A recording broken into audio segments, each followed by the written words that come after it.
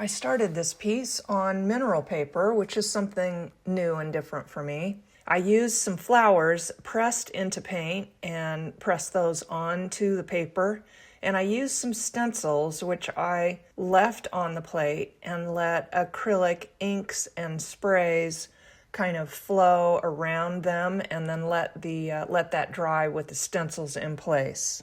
So here I'm adding a little more acrylic paint and some acrylic ink.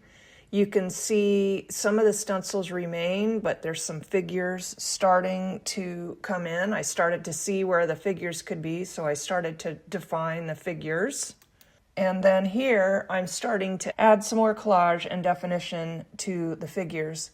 I tried using a little bit of rice paper. There's an upside down bird in the figure on the left, which ended up being covered over. And the birds that were present in the original, which is a stencil, are showing up a little bit more. They're on the back of the child's coat there. So here I'm adding quite a bit more definition and adding a lot more jelly print collages.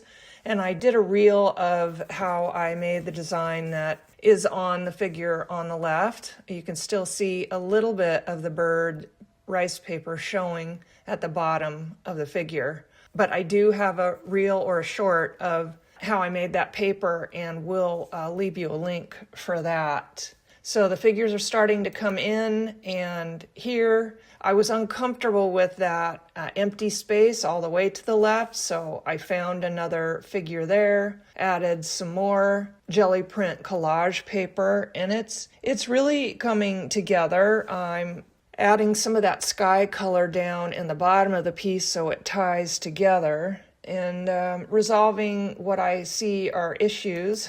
And here's the finished piece with a little more collage, and it's more refined, and I'm really happy with the way it turned out, but you can see the evolution and how much it changes.